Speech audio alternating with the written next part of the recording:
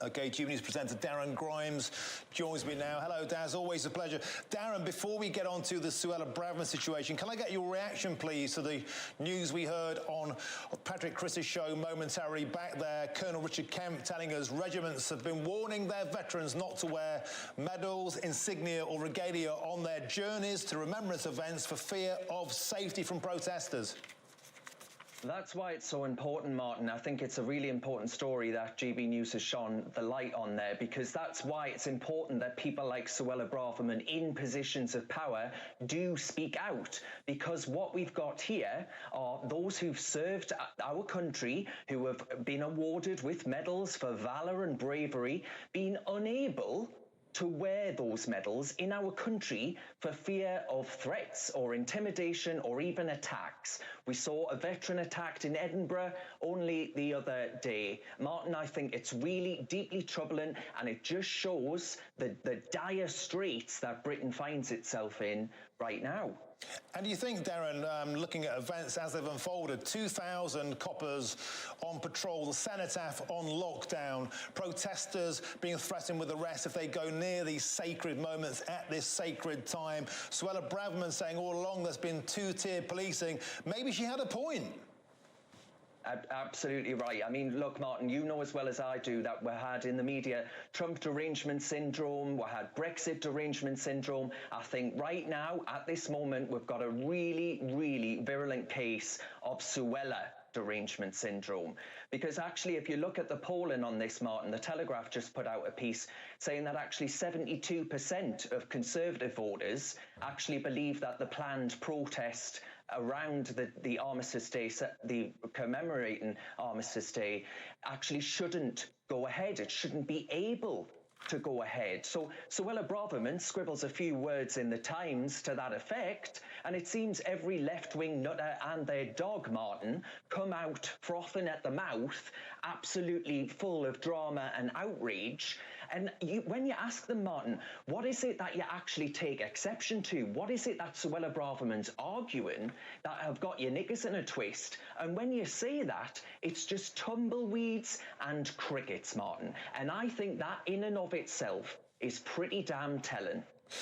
An interesting point, Darren, made there. If you come for her, you come for us. And the Tory right are circling the wagons around Suella. Do you think if she gets the chop over this, if that surrender is taken to the Starmers, the Sadiq Khans, the Yvette Coopers, what would that mean for the future of the Conservative Party, Darren?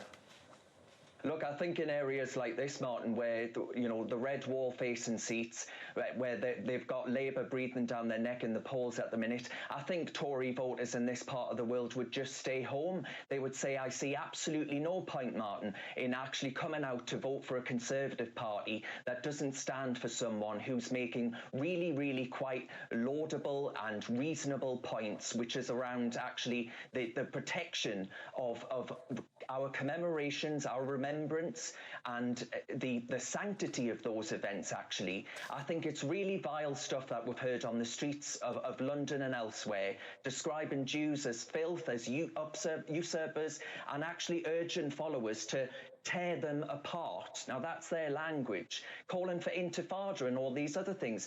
Voters up here, Martin, are saying, what the hell's going on in London? And I think, actually, if the likes of Jeremy Hunt don't get on board and start defending people like Suella Braverman, well, many Tories will just conclude there's absolutely no point whatsoever in coming out to vote for them. Now, Darren, of course, Suella has offended a lot of people within her own party, as well, of course, as her opponents. One here in Northern Ireland calling her a pound shop Enoch Powell, Colin Eastwood. And, of course, many within her own party are increasingly uncomfortable about what they see as the direction of travel within the party.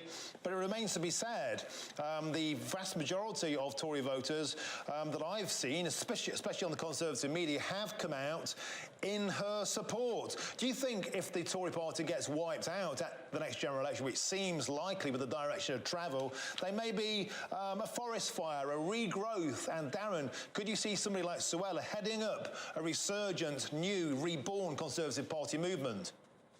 I think it's looking increasingly likely that someone like Suella will be a serious contender for the leadership of the Conservative Party. But, you know, Martin, that depends on who actually maintains their seats. If the polls are to be believed, frankly, you know, it's going to be a complete wipeout. But what she's saying here, the police are about as impartial as a fox in a hen house. And I think we actually need someone with the authority, with the clarity to actually come out and say things like that. I mean, Martin, it won't have been missed on you either that Yvette Cooper attacked the police after the Sarah Everard vigil, right? And now she calls Suella Braverman worse than goodness only knows what for doing exactly the same. You know, I just think we've got to get real. We are at a point now where, Martin, we just don't have the time to be debating these kind of things. We've got to get serious about the threat that we face in Britain and actually get real about the challenges that are present right now, here and now. I'm really worried about tomorrow and what tomorrow's going to look like. And how depressing. Can you imagine me coming on and saying that 10 years ago, maybe? That actually I'm worried about Remembrance Day or Armistice Day and actually being able to actually commemorate people like my granddad, for example. It's just, it's sickening, Martin. That's what it is. I'm really, really troubled and concerned about the direction of my own country. Darren Grimes, thanks for joining us here on the Patrick Christmas Show. Powerful words there as ever. Have you got what it takes to be a reasoned presenter? Well, send us a short clip of yourself to join@reasoned.uk and we might be seeing you on this very channel very soon indeed.